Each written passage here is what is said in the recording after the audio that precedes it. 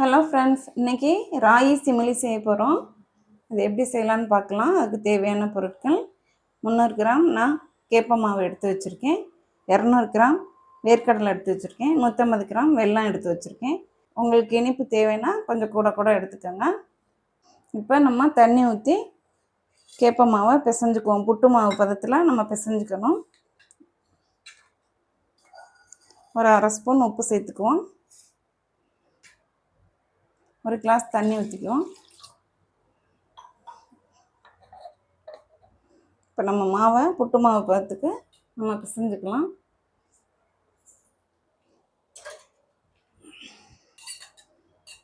நல்லா உப்பு கரைச்சிக்கலாம். தண்ணியில் நல்லா கரைஞ்சிருச்சு. இப்போ மாவை நம்ம பிசைஞ்சுக்குவோம்.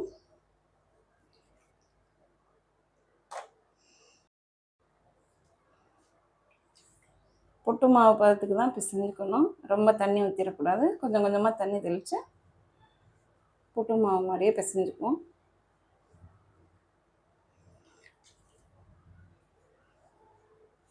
நம்ம புட்டு மாவு பதத்துக்கு மாவை பிசைஞ்சுக்கிட்டோம். இந்த அளவுக்கு இருந்தால் போதும். நம்ம இப்போ இதை அவிக்க போகிறோம். ஸ்டவ் ஆன் பண்ணிக்குவோம். இட்லி பாத்திரத்துலையோ இல்லை ஸ்டீமர்லேயோ வச்சு நம்ம அந்த மாதிரி அவிச்சு எடுத்துக்கலாம்.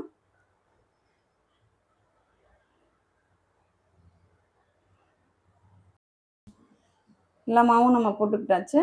நம்ம மூடி போட்டு மூடிக்கலாம். மாவு நல்லா வேகட்டும். மாவு வேகட்டும். நம்ம இந்த கேப்பில் இப்போ கடலையை வறுத்து எடுத்துக்கலாம்.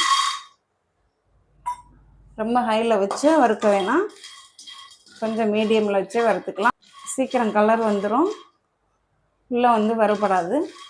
அதனால் மீடியமில் வச்சு நம்ம வறுத்து எடுத்துக்குவோம். இந்த மாதிரி வறுத்து எடுத்துக்குவோம். போதும், நம்ம ஸ்டவ் ஆஃப் பண்ணிக்குவோம். இந்த மாதிரி எடுத்து இந்த மாதிரி தோல் இந்த மாதிரி வரணும். நம்ம ஆற வச்சு தோல் நீக்கிட்டு நம்ம எடுத்து வச்சுக்கலாம். நம்ம தோல் நீக்கி வேர்க்கடலை எடுத்து வச்சுருக்கோம். இதை மிக்ஸி ஜாரில் போட்டு அரைச்சி எடுத்துகிட்டு வந்துடுவோம். கொஞ்சம் கொரகொரப்பாக அரைக்கணும்.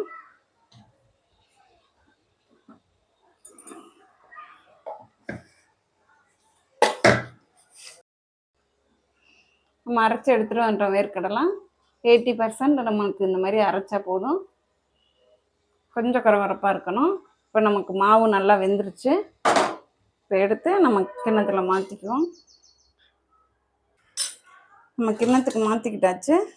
இப்படி சூடாக இருக்கையிலே வெல்லத்தை நம்ம அதில் சேர்த்துக்குவோம்.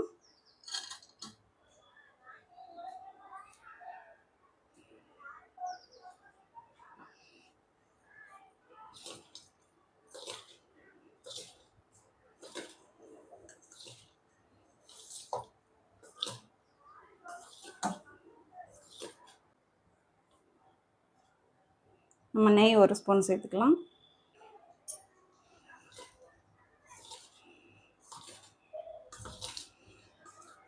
சூடாக மாவு இருக்கையிலே நம்ம வந்து இந்த வெல்லத்தை சேர்த்தா தான் அது கொஞ்சம் உருகிறதுலே.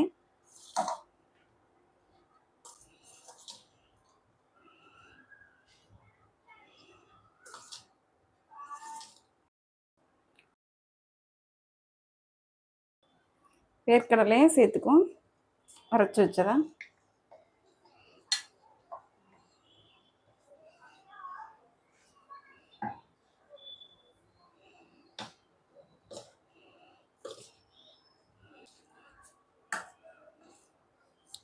ரொம்ப ஒரு ஹெல்த்தியான ஸ்நாக்ஸ் இது.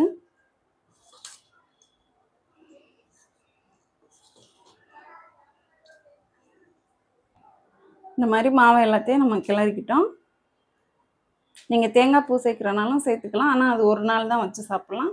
இந்த மாதிரி எல்லாத்தையும் ரெடி பண்ணிவிட்டு நம்ம உருண்டை பிடிச்சிக்க வேண்டியதான்.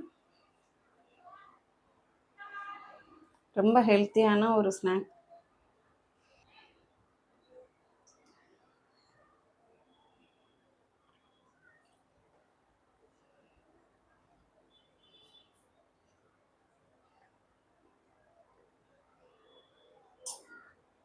இந்த மாதிரி எல்லாத்தையும் உருண்டை பிடிச்சிக்குவோம்.